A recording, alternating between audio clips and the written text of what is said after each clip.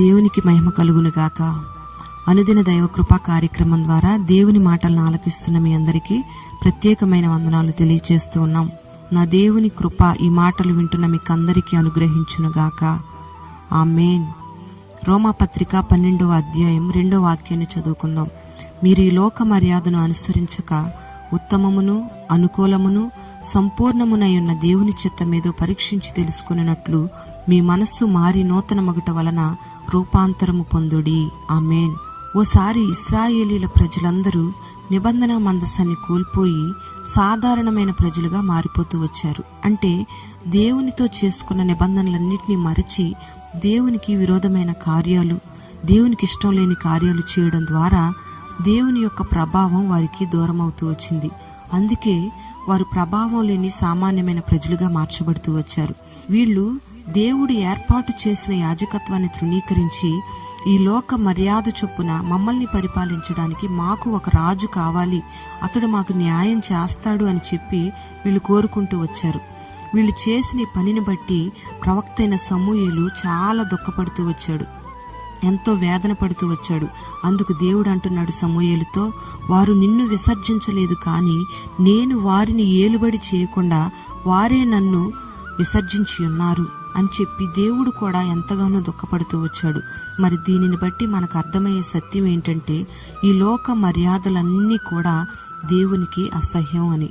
మరి నీవు దేవుని దుఃఖపెట్టకుండగా సంతోషపరచాలి అంటే ఈ లోక మర్యాదలను అనుసరించకుండగా నిజమైన విశ్వాసులకు తగినట్లుగా దేవుని చిత్తానికి అప్పగించుకుని దేవుని నడిపింపుకు లోబడి దేవుని వాక్యాన్ని అనుసరించి నడుచుకునే వ్యక్తిగా నీవు ఉండాలి.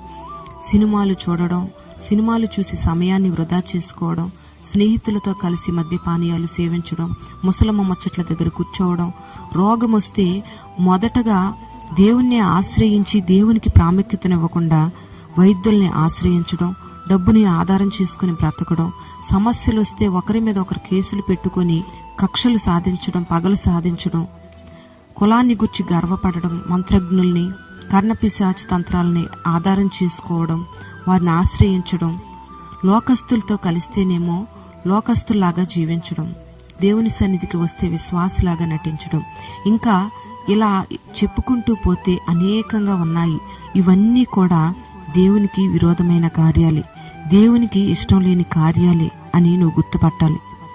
మరి మనమందరం కూడా దేవుని కొరకు ప్రత్యేకించబడిన ప్రభావం కలిగిన ప్రజలం కనుక మనమందరము చాలా జాగ్రత్తగా ఉండాలి. ఈ లోక మర్యాదలను అనుసరిస్తే దేవునితో చేసిన నిబంధనను మీరినట్టే. అంతేకాకుండా దేవుణ్ణి చాలా దుఃఖపెట్టిన వారంగా మార్చబడతాం. అందుకే ఈ లోక మర్యాదలన్నిటికీ కూడా మనం దూరంగా ఉండాలి. లోక మర్యాదలను కోరుకున్న ఇశ్రాయేలీలకు సౌలు రాజుగా నిర్ణయించబడ్డాడు. కానీ యుద్ధాలు వచ్చేసరికి చేతులు ముడుచుకొని కూర్చున్నాడు ఈ సౌలు రాజు. చేతగాని వానిగా మార్చబడ్డాడు. దేశమంతా కూడా మరణ భయం ఆవరించింది. మరి ఆ దినాలలోనే దేవుని శక్తి మీద ఆధారపడిన చిన్నవాడైన దావీదు సైన్యం లేకుండా, యుద్ధాయుధాలు లేకుండా యుద్ధం చేసి ప్రాణభయంతో ఉన్న దేశానికి జయాన్ని తెచ్చిపెట్టాడు.